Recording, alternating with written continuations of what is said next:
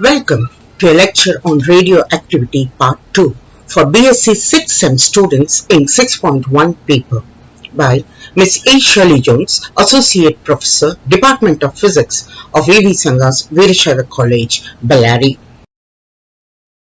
Today, let's see about alpha decay. The alpha particle, which is a helium nucleus, decays from a nucleus, for example, XAZ. When it gives out an alpha particle, the parent nucleus XAZ becomes a daughter nucleus YA-4 and Z-2. Now the mass number is deprived of 4 units and the atomic number is deprived of 2 units, together with alpha particle and release of some energy. With this energy, the alpha particles moves, losing its energy in ionization. It travels a maximum distance and loses all its energy.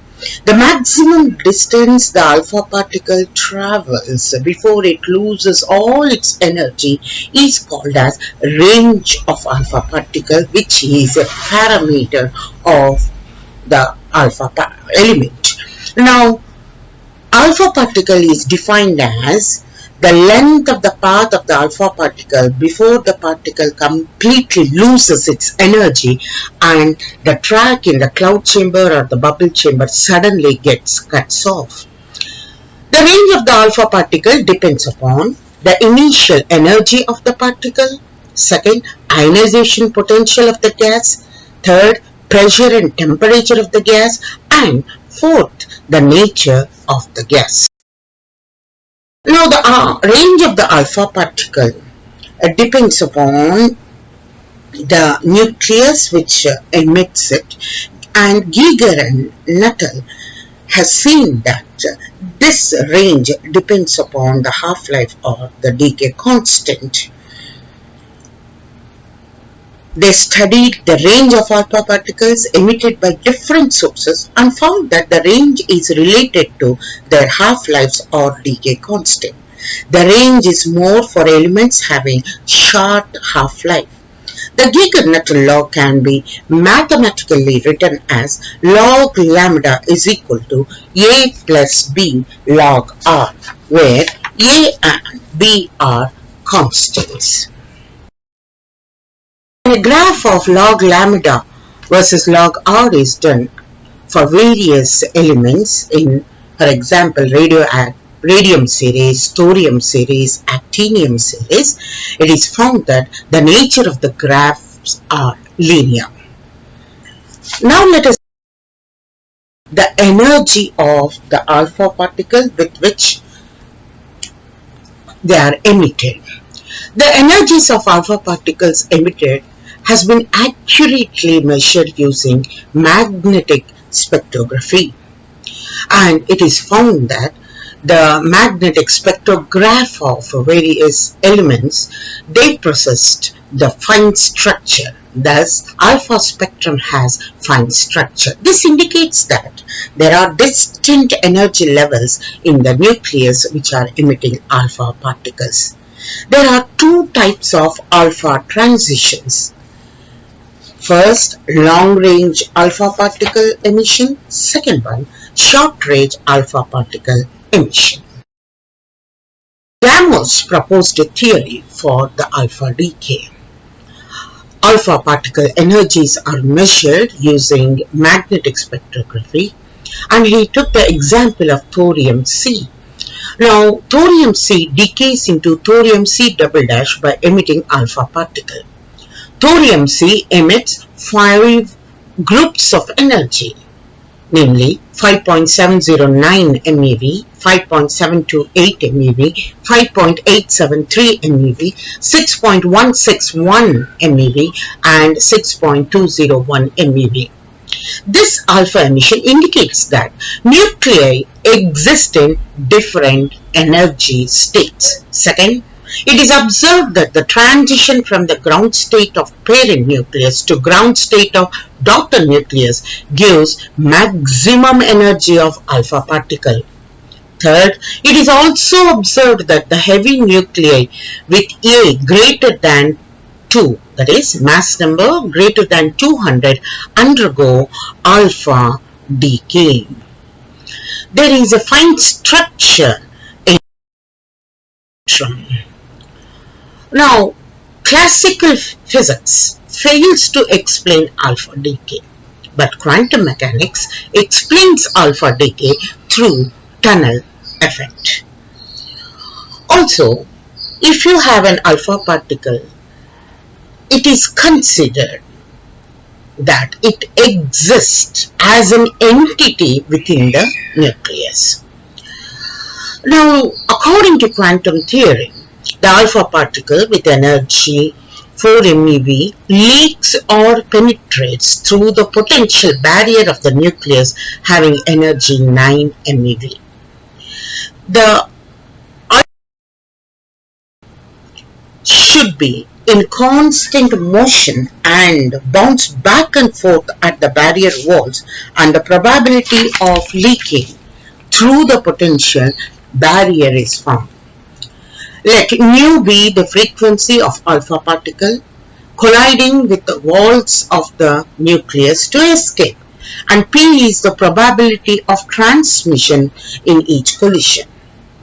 Then, the decay probability of transmission in each collision lambda is given by lambda is equal to nu p, where,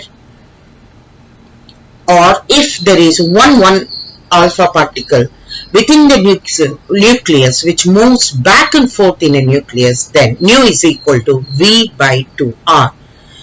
Now, velocity is equal to distance by time. So, time is equal to distance by velocity. Therefore, it is equal to 2r. That is the diameter of the nucleus. And v is the velocity.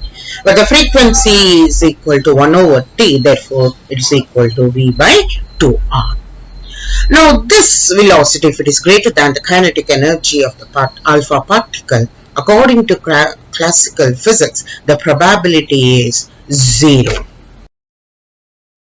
But in quantum mechanics, a moving particle has a wave, and the momentum has the definite value and is given by log p is equal to E is equal to 2.97 z raised to half into r raised to half minus 3.95 into z into t raised to minus half. And an expression of lambda can be obtained. And the expression obtained solving the above equation is log lambda to base 10 is equal to c plus d into t to the power of minus half, where c and d are constants. The above equation shows the nuclei having lesser lambda, that is decay constant, emit alpha particle of greater energy t, which is nothing but Geiger. Also, when a graph of log 10 to base t is drawn versus z into t raised to minus 2, we get a linear curve. According to Gamma's theory, nuclei emitting most energetic alpha particles are short-lived, and those which have least energy are long-lived. Let us learn about beta decay. Now, beta decay means a radioactive element's nucleus emits beta particles, those are electrons, and it is found that there are 3 types of beta decay. First, electron or negatron decay. Second, positron decay, it's not position, positron decay. Third, electron capture. Now, what happens in a negatron decay is a radioactive nucleus emits a negatron. That means a negative particle. So, it becomes more positive. That's why the daughter nucleus has a atomic number Z plus 1, same mass number, plus electron. Example, H31 emits a beta particle and becomes a daughter nucleus H32 plus negatron. Similarly, oxygen 98 gives a negatron, becoming F99 plus a negatron. Neutron decay, the second type, we have a radioactive nucleus giving a beta plus positron. So it becomes more negative. Which one? The daughter nucleus. So YaZ minus 1 plus a positron. Carbon 11 6 gives a positron, becoming B11 5.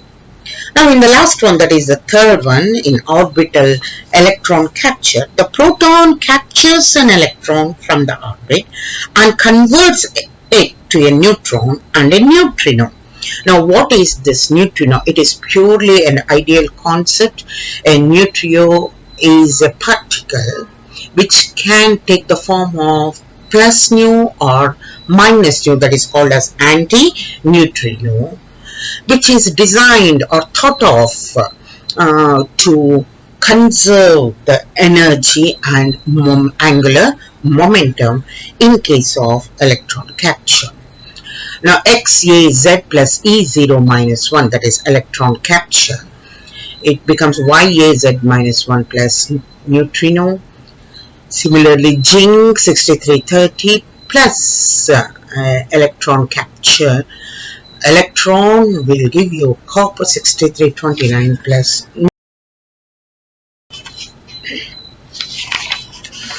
Now let us see the beta spectrum, that is energy coming out in beta decay. When the energy is coming out of beta decay and the beta spectrum is drawn, it is found that the graphs are having two things. One is continuous nature and another one is line spectrum. The continuous spectrum produced by electrons ejected from the nuclei of the radioactive element. These electrons are not the electrons which are in the stationary orbits of an atom. In beta decay, a neutron changes into a proton within the nucleus and gives an electron N, decays with the beta emission and becomes a proton, that is XaZ, becomes a daughter nucleus Ya minus 1 Z plus 1 plus an electron plus energy. This electron is manufactured within the nucleus out of its available energy. Now the continuous energy spectrum is explained as follows. When a nucleus emits beta particle, a neutron in the nucleus changes to proton. Atomic number increases by unity and the mass number is the same. Let M1 be the mass of the parent atom of the nucleus of Z. M2 the mass of the daughter's nucleus Z plus 1. Small m the mass of beta particle. Then the energy equation can be written as rest mass of the parent's nucleus is equal to rest mass of daughter's nucleus plus rest mass of electron plus energy of electron. That is M1 Zm c square is equal to M2 minus Z plus 1 M c square plus mc square plus q, and the available energy of the electron is m1 minus m2 into c square. Thus, the beta particle emitted should have the same kinetic energy. But actual measurements show that few particles have maximum energy and all others smaller energy. So what happens to the remaining energy? Also, there is one more problem. The law of conservation of angular momentum is not conserved. Nucleus angular momentum minus nucleus has angular momentum which is odd multiple of h by. Now to explain this, we have formithial, but let us see the problem itself. Now, the nucleus angular momentum is odd multiple of h by 2 pi, and the nucleus with odd mass number has even multiples of half h by 2 pi. An electron has angular momentum of half h by 2 pi. In beta decay, mass number remains unchanged. Now, how can a nucleus of even mass number of an integral spin give a daughter nucleus of same mass number and integral spin and together with electron of half h by 2 pi? Now, to clarify this, there is a Fermi theory or neutrino theory which explains this lack in the conservation of angular momentum. In 1934, Fermi gave a theory to explain continuous beta spectrum. According to this theory, a beta particle and a neutrino are created within the nucleus. The total energy of these two particles is constant. However, energy of neutrino is zero. The energy is shared and hence continuous spectrum is obtained. But when the nucleons shift from the neutron quantum state to the proton quantum state, an antineutrino is emitted. That is, neutron transferring itself to a proton with an electron and an antineutrino. Now we have gamma particles, and the gamma particles are mostly high energetic particles which are having high penetration power. Few centimeters of aluminum foil it can pass through or penetrate through. Now they have got very high absorption power.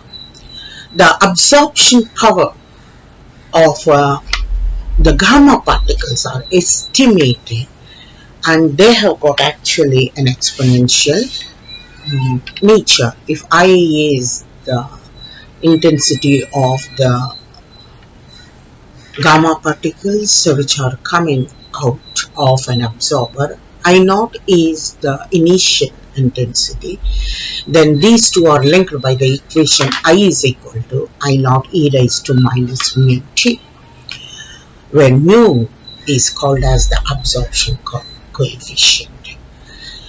Thus, alpha, beta and gamma particles, their existence, their decay, their energies are well studied in all these theories, and they find a very high usage in medicine, in industry, in various other things. And also, these radiations are used on and on to explore the nucleus further.